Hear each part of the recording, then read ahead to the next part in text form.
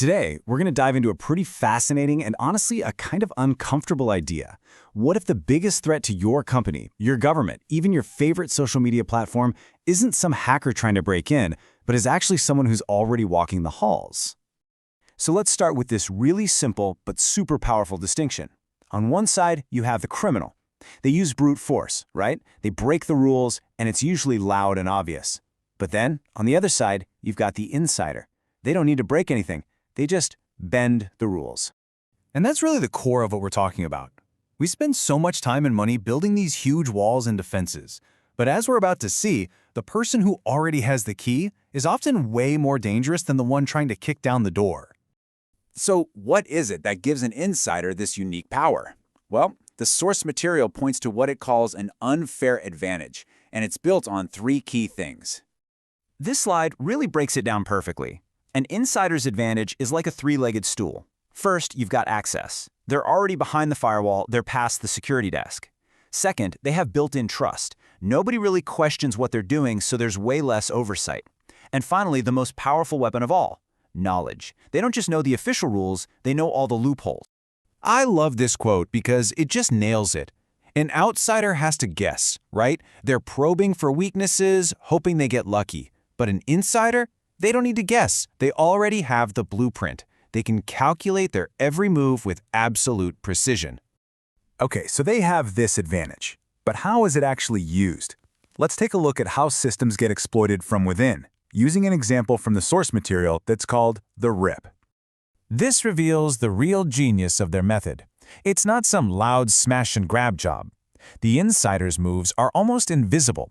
They operate in the gray areas of policy, quietly bending procedures just enough that it goes completely unnoticed until it is way, way too late. This is what that deep knowledge gets you. It's a native's understanding of the system's blind spots. As you can see, they know how investigations work, how evidence gets locked, which means they also know how to tamper with it. And most importantly, they know how to dodge oversight and shift the blame if anyone starts asking tough questions. It's all about exploiting the process itself. You know, all of this raises a really big question. If an insider is the one doing the damage, is the person the real problem, or is this something deeper, something about the system itself that allows this to happen? Let's really try to pinpoint the true cause here. Is it just about a few bad apples? Now, our first instinct is probably to blame greed, right? We just assume malice is what's driving these betrayals. But what if that's not the whole story? The analysis actually points to something else entirely: opportunity. The real villain isn't just a bad person, it's a system that leaves a door wide open, creating a temptation that might be hard for anyone to resist. This quote just reframes the entire problem. When oversight gets lazy, when accountability basically disappears, the system itself creates the temptation. It puts people, even otherwise good people, in a position where they can start justifying bad decisions, simply because they know they can get away with it. And don't think this is just some niche corporate thing. This pattern is a universal threat that shows up almost everywhere. Take governments, for example. You know, the most damaging intelligence leaks in history? They rarely come from external spies. They come from trusted individuals with high-level clearance who know exactly what secrets are worth taking. In the corporate world, it's the exact same story. Massive financial frauds are often run by employees who know how to cook the books without tripping any of the alarms. Huge data breaches? Very often an inside job.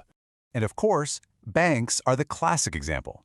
The person with the keys to the vault isn't the security guard at the door. It's the trusted manager who can authorize transfers and override any security protocol you can think of. Even in tech, where we think code is king, the human element is the ultimate vulnerability. A system administrator with God mode access is a far, far greater risk than any hacker out there.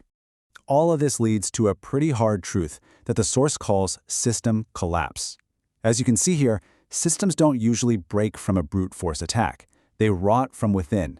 They collapse because they're being undermined by the very people we trust to protect them. So, the crucial takeaway here is really a fundamental shift in perspective. The biggest threats aren't coming from our enemies or from some criminal organization. They're coming from insiders who know the system better than anyone else. And this leaves us with one final, pretty uncomfortable question for our own worlds, our own workplaces. With all the focus we put on firewalls and external threats, Is it possible your system is watching the wrong door?